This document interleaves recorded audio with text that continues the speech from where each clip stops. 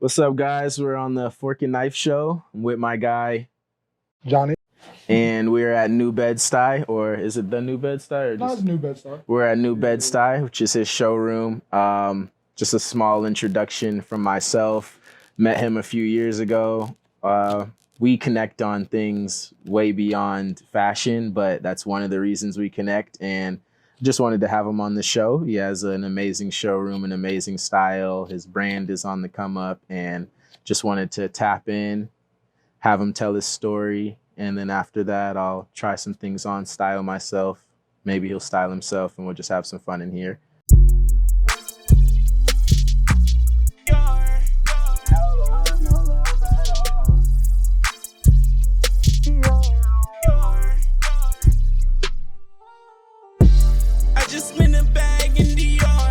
Just want to give you an opportunity to introduce yourself, tell the people where you're from, and just a little bit of the origin story, how you got to LA or how you got into clothes. Just a little bit by yourself. Hell yeah, got you, man. So I'm Johnny Davis. A lot of my friends call me Johnny Davis naturally. It's like a name that they feel like rolls off the tongue really easily. I'm from Brooklyn, New York, born and raised. Moved to LA about 8-9 years ago, and I was a sponsored cyclist actually when I moved here. But naturally, I was always into fashion. I was just mentioning to August how my mom would kidnap me, and I would go to Potomac Mills actually in VA. That's crazy. Yeah, and we'll be at Potomac Mills at 6 a.m. before the mall actually opened, waiting to hit all of the outlets. That's crazy. So like fashion really runs deep in my blood.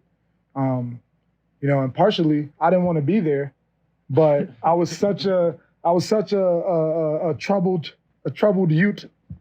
My grandparents didn't really give my mom the option of keeping me at home or not. They was like, "You taking that boy with you, okay?" So that's a bit about my actual introduction to fashion.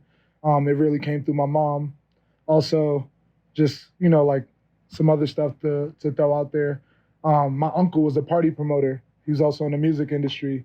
My uncle would be throwing a party and my mom would just be kind of scrambling. She had so many pieces that she was just like, "What should I wear tonight?" And it eventually turned into her making something from scratch, like a top usually or a dress to wear to my uncle's party. And I was like, "Ma, why don't you just wear one of the 1,000 shirts that you have?" And she's like, "Well, I don't want to have anything on that anyone else has on." And that is really what stuck with me.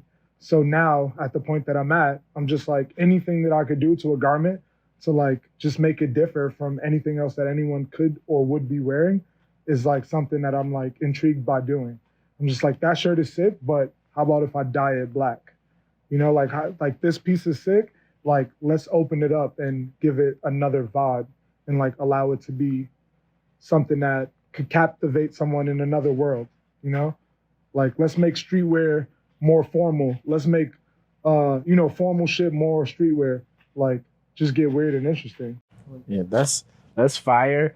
It's crazy. So many times when we talk, we find these intersections of our life, because my mom used to bring me to Potomac Mills on the same type time, before the stores open. Insane. And she also used to sew. She went to Barbizon or something, which is a school for acting, sewing, and all that, and clothes. And these stories she wouldn't even tell me until later on when I get into clothes, and she'd be like, I went to Barbizon, and I'm like, wow, Ma. But yeah, my mom was also a big influence in me starting to get dressed and care about clothes and fashion and stuff like that.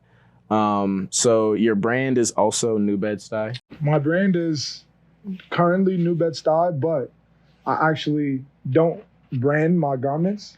A lot of my garments that I make, it's kind of an interesting take on it, to be honest. But I go into it with a very bootleg mentality. So I'm kind of ratting on my mom's right now, but at a point we used to get some replicas, but the paper denim, Seven for All Mankind, Rockin' Republic, True Religion days, and so we used to slang them joints, and as we were slanging them, people would just be like, yo, like I got True Religions to compare these two, so I know that they're not fake. Right. And like we'll be looking at them like, word, bro, they're not, I'm telling you. But like deep down inside, we're just like, yo, like it's all perception. It's all perception. Mm-hmm. And like it's life, dude. Like that's what life is. It's not just about fashion, it's about every walk of life. It's all perception. So when I go into making a lot of the garments that I make, you know, the consumer isn't always aware. And I like that sometimes. I'm just like, oh yeah, like you don't know what this is. So now I'm like in control of your perception. Mm-hmm. I'm like, this is a vintage garment. And they're just like, it is. Mm-hmm. And I'm just like, only if you knew. Mm-hmm. And now I'm at the stage where I'm shaping things more into my own world. And I feel comfortable like being my brand. So now I'm moving forward, and I'm moving forward with Davis & Co. So Davis & Co. is going to be what's next from me.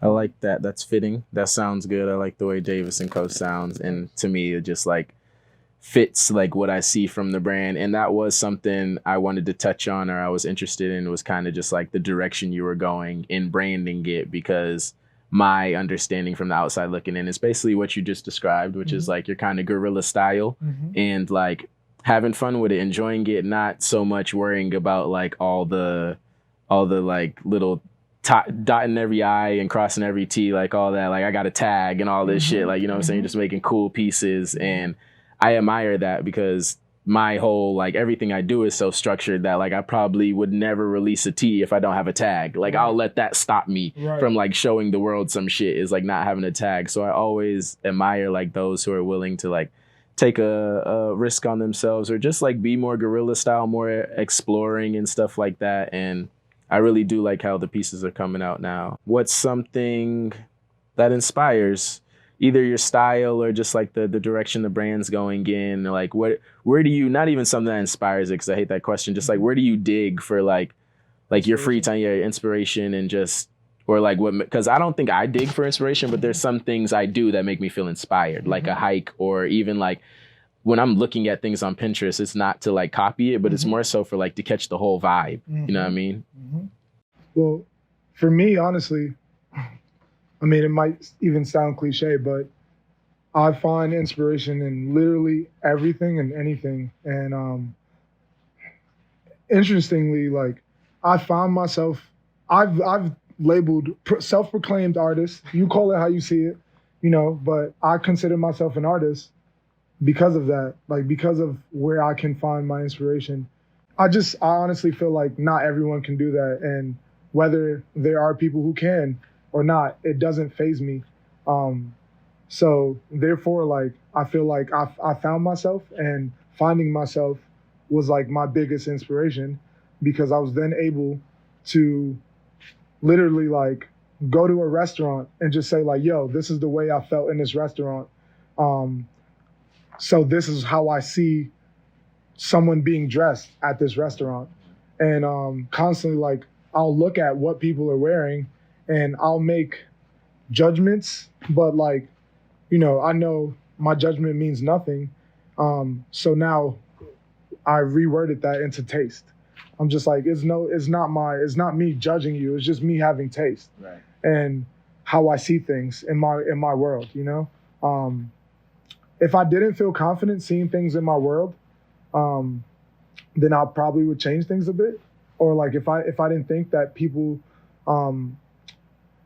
followed suit or understood, then I would find a better way, because my art is like, part of my art is being able to connect to people. Translate. Yes, like exactly. Exactly. Yeah, that's one of the things I feel like I have in big upper hand on, or like I just feel is natural to me, is like I'm very translatable. And I picture myself sometimes as like the figurehead. I have, you know, there's so many of like creatives around us, and I see so many of us going far. And sometimes I really be seeing myself as like that, like, yo, it translates on me. Like if you want to take a big risk, put it on me. Like make whatever you're making and put it on me, because it translates. And like I understand. So like I feel like that's what you're saying. It's just like you had that ability to make it translate. Or like one of the main reasons why we connected, even despite being friends, connected more recently, is because we find inspiration in each other. And I find inspiration in what you're doing and how you complete things, how you're a person of your word. And I had a close friend who mentioned this to me a long time ago, but he said, yo, hold your friends accountable. He's like, the best thing that you could do for your friends is like accountability, holding them accountable for the things that they say they're going to do. Like, how do you find yourself basically doing the things that you've done recently, like releasing collections, completing things like share a tip or two. Honestly, it starts sounding like some type of YouTube video or some motivational coach, but like I'm deep in love with it. And I have like this itch that only gets scratched by like big projects. I need to feel like I need to blow my mind out. Like every collection, I like blow my mind out. By the time it drops, I'm like, oh shit. And then I still got to promote it all. So it's like, I'm looking for like a big project. I'm just really like, and then I have the upper hand of like, I did media before I did fashion. So all this media stuff is easier to me. And, but yeah, I just have to get to the end. I don't know. I put myself in a position where I kind of slowed down everything I was making money off of to put myself in a position where I needed to make it off my brand and off myself. And I was just like, well, how do I put myself more out there? How do I get my brand more out there? And also have a good foundation, good mentorship and stuff like that. So I get to see how they went through it. But yeah, I one thing I think I'll be able to look back on and be super happy about is my pace. My pace that I created, which is pretty much just like the entire foundation of my success, is just like, it's ridiculous. Most people are like, how are you doing that every day? Or how are you, you know what I'm saying? How are you keeping up with that every day? And it's just like, that's my comfort zone now. When I slow down, I'm like, motherfucker's going slow. Like I like being at like that hyper speed and then I'm also just very balanced. You know what I mean? I feel like people speak of being like burnt out and shit, but like I go to the park with my dog all the time, at least once a week. And it's like just little things. I journal every single day. I have so much whiteboards in my crib. I got like 3 whiteboards. I got like 4 journals. So I'm like always trying to figure out what my brand means to me and what I'm trying to, that's what I wanted to ask you. What do you want to like, what's the impression you want to leave? Like your overall, either style or your brand, just like that statement you want to make with it. Well, and even just right now, it doesn't have to be like the ending statement, but it's just like, even what you're trying to say right now. So I'm actually like in this phase where like, I'm constantly like reshaping what I expect from myself, from my brand, etc. constantly. And it's because I'm learning so much. I feel like I'm in a learning stage of my life where like all I want to do is know more. I want to know more and more and more and more and more. And I feel lucky to be in this state. And so at this point, to be honest, like the brand has like really, really high expectations for myself. I think of things like the ateliers and like, like having an atelier in Paris, stuff like that. Like just like the peaks, what are considered the peaks of like fashion or like the hardest things to do naturally. It's like winning a championship in NBA or like, or just making it to the NBA in general. Like, yeah, no shit, I want to make it to the NBA. Right. Like if I'm playing, I want to be playing at the highest level. But I'm also a young black male from Brooklyn, New York, Bed Sty, Brooklyn, be exact. So like, I know that the rules aren't the same for me. And I'm not in denial whatsoever. So when it comes to having like all of the badges or whatever you want to call it, like, atelier, I'm like, that's cool, but I want to do it my way. So yeah, like the brand is going to have, the brand is going to be inspired from larger brands who have ateliers in Paris, who do that quality of work.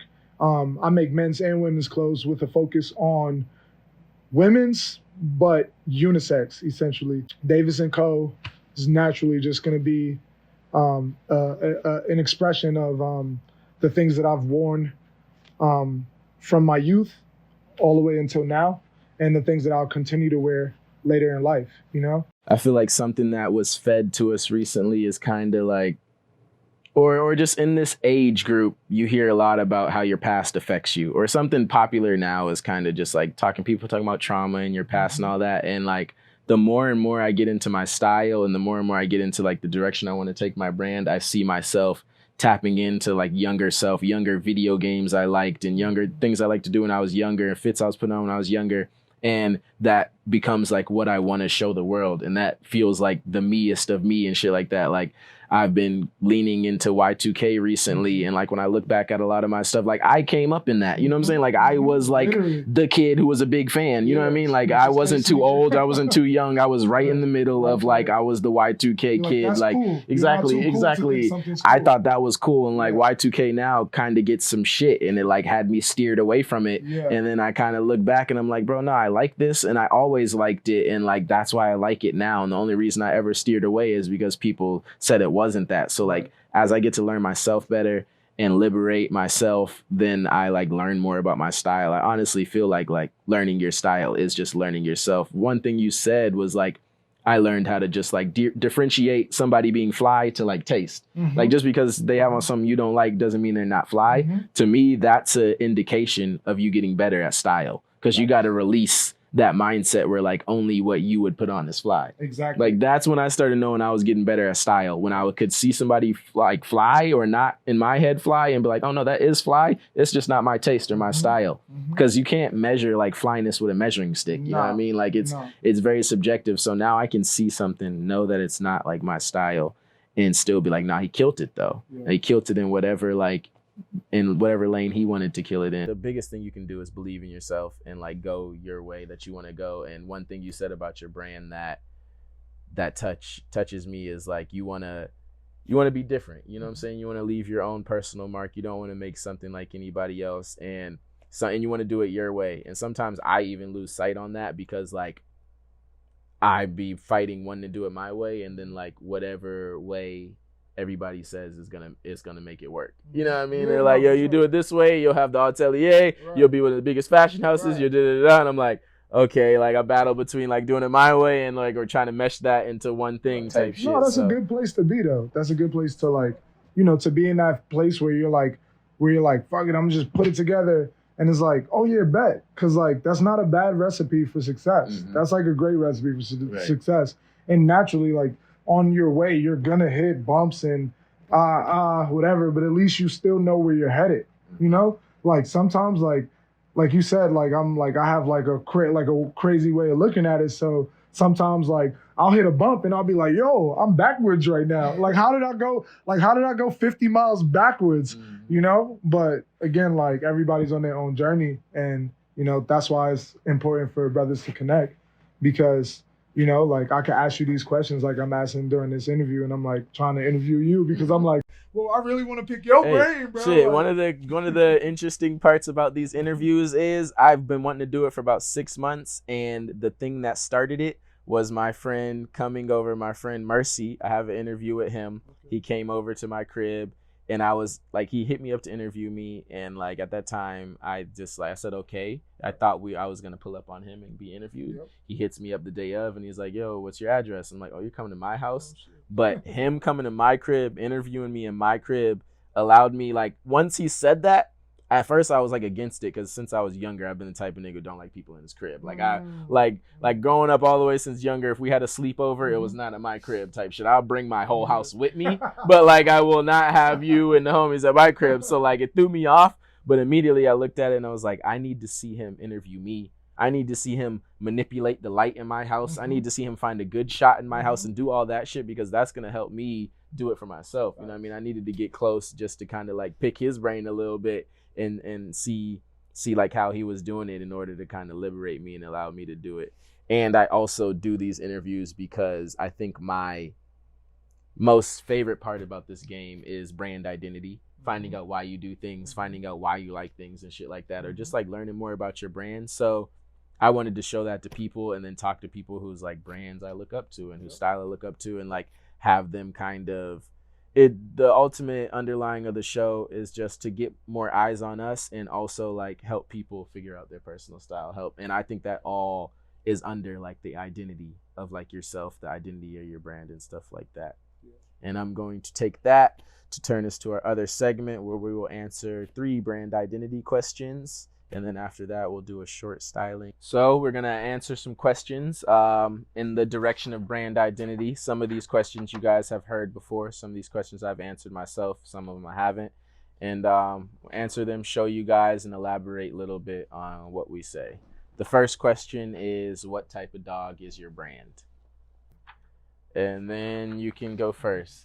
My dad has a Mastiff, and Big ass dog, right? huge fucking dog. But they're not like extremely aggressive. Mm-hmm. They're just like really big dogs. They're pretty loving, and they like drool and like make a bunch of mistakes and shit. You know, they're like kind of goofy, but they're intimidating actually. Like, and it's kind of like, you know, it's kind of like how I see my brand being. You know, Right. I thought about using I have a French bulldog, so I thought about using that, but no, it's like, because French bulldogs are like, they have like a classier aesthetic to them, but then they kind of just like sleep all day and like they don't really do much. So those are the reasons why I opted out of the French bulldog. But yeah, Mastiff. Right. I chose Doberman. You guys have heard this before. It's very similar to kind of what you're saying, which is just like, it's that zone of like the oxymoron, which is like, you see a you see a Doberman and it's kind of intimidating. Honestly, when I see a Doberman, I feel like that motherfucker could protect anybody. You usually see it with model girls too. It's like, it's like chic protection. It's like ready for work and ready for a dinner party. Right. That's kind of how I describe it. Like, that joint looks like it could chase and kill a deer, but it also looks like it could walk beside you on the runway. It also looks And that's like exactly what I'm trying to go for, is like tough, built for work, ready to be like outside streetwear type shit. But if somebody invites me to a nice dinner party, the only thing I need to change is maybe my t-shirt, and then I'm out. You know what I'm saying? Like, my stuff can translate from saving the world or like being ready for work to like going to dinner. Yeah, their coats are extremely clean and like elegant looking. But they also look like they might fuck you up. Like, if one of those was barking or chasing you, you'd be scared as fuck. But they also look like they just look like the chic. Yeah, it was like a dapper dog, right? Yeah, exactly. Yeah. What is your biggest style influence? I was running out of things to ask when I thought of this question, but more so just like, it doesn't have to be a person, but it could be like a place, or it could be a person. The coffee shop. The coffee shop? Yeah. That's clean. Elaborate. No doubt. The coffee shop. I feel like everyone goes to the coffee shop, and that's like another thing like about my brand. Like, I'm not actually making clothing for everyone. I am, but I'm not. Like, I'm making clothing, you know, like, I kind of expressed this already, but, you know, based on what I've worn, what I want to wear, what I will wear. And I feel like all of those things like fall into like the coffee shop realm. Like, also like being in something for the entirety of the day. You know, like, you go to the coffee shop and you're probably going to work. You might get a drink after you get off of work. Coffee shop in New York City, I mean, you know, like, you know, kind of, they go hand in hand. But yeah, just like being ready for the day, like, as you walk out the crib and like attacking the day in that fit. That's a good one. That's a good one. I'm going to go classic here because I actually haven't even thought of this, I don't think. But like, my mom. And that's just because, like, growing up, time after time, she'd throw away shit I had, skulls on it. She's like, that's demonic. I don't like that. And she would replace it. Like, the one I remember very clearly is, like, she threw away everything I had with a skull on it. I had the skull belt buckles. I had Jewel Santana down. I was ready to go to the next school year as Jewels. And it was just one day, I just noticed all that shit was gone. And within like that same week, she just drops like 2 big bags in my room, and it's all Ed Hardy and True Religion. And she was just like, this the same aesthetic, but that shit you was wearing was ghetto and trash. And I still was mad, like, damn it, I wanted that. You know what I'm saying? Like, that's what the hood kids gonna respect. But then I put on the Ed Hardy and the True Religion and stuff, and like started getting into, like, once I found about that, I started looking up Scotch and Soda, Bape and shit like that, just like getting more into like what people that wear that, what else do they wear? And that just taught me a lot about fashion. So, and she be watching and she knows. I've already told her once she's my biggest influence when it comes to clothes, and like now I know if I say anybody else, she gonna be on my head. So it's Mama Dukes. Last but not least question is, what color would you use to describe your brand, basically, and why? Yeah. I'll go first. Yeah, please. I always use gray, kind of like parking structure gray. Okay. I just like that like tough color. It's same thing with like the Doberman, where it's like that dark gray reminds me of like a parking structure, something tough, something built to last, but just something chic about it too. Like you could do like there's already been big fashion companies who did their whole lookbook in like a parking structure because it has like that like nice look to it. So like that's basically the entire ethos of my brand, is like built to last, but also like chic and very upper echelons. I definitely see that. And like, you know, so much of your work, and it's refreshing to see that. You know, I recognize with that also, and just luckily I find it lucky. So like out of both of my spaces, this space in particular, New Bed Sty, and my apartment that I live in, my balcony that I look out at my apartment is like a pretty big parking structure, like right across the street. And like when I look at things like out like from my apartment, like I'm just like, yo, it kind of looks like I'm watching a show from afar, or like you know, like more recently like the Rick show, or like that one of like the Virgil LV shows before he passed away. The view, like it just made it seem so massive. They did like a zoom. It must have been shot on like a drone or something like that. And so like when I look across the street, I see people on the top floor of the parking lot like filming like a donut. They're doing like a sideshow, like doing donuts. Or I'll see like a homeless guy like on a bike, and he might have like slept in a corner somewhere in the roof. But I look at it all from the same lens, where I'm just like, oh, it's kind of like a show. I think gray is awesome though, because industrial, it's very neutral, but also it gives a very like high-end, high fashion feel. Like one of the brands I feel like that uses like gray or a form of gray, like graphite, very often is Prada, right? And like we know like how timeless that shit is. And I feel like even if you're not into fashion, like even if you're just like a dad from like Glendale, no offense to anybody from anywhere, but you could still throw on some Prada casually and not even know how relevant or not it is. All right, well, that was the 3 questions. Now we're gonna go into a segment where I style myself, have a little fun with some of the stuff in the showroom real quick.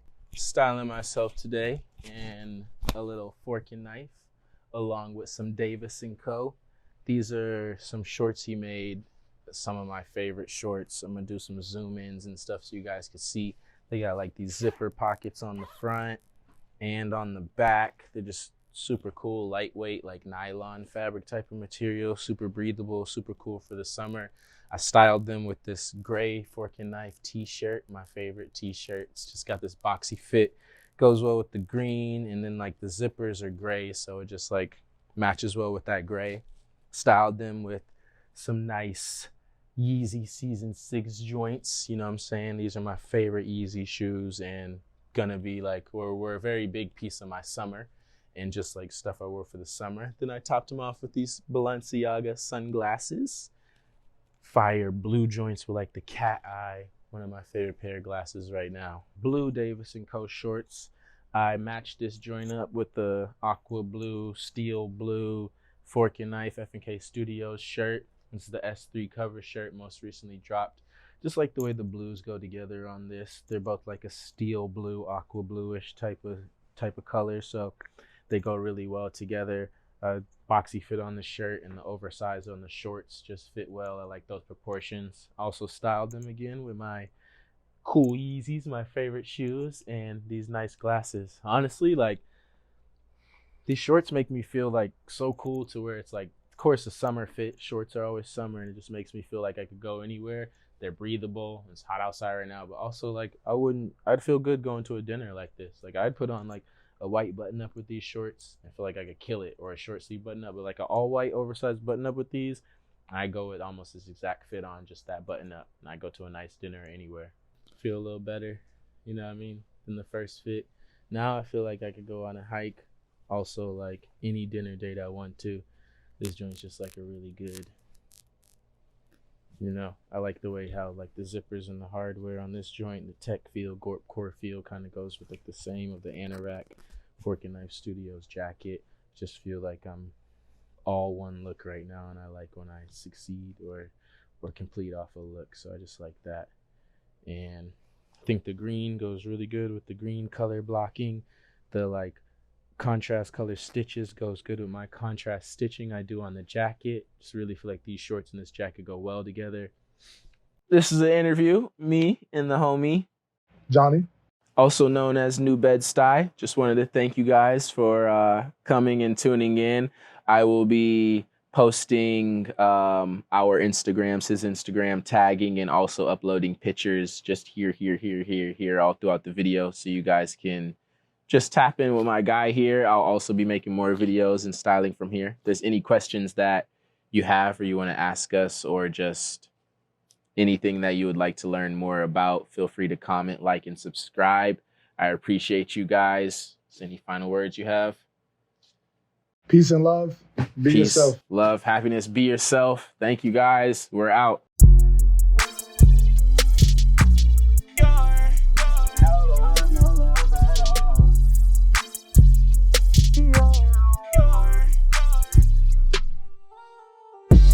I just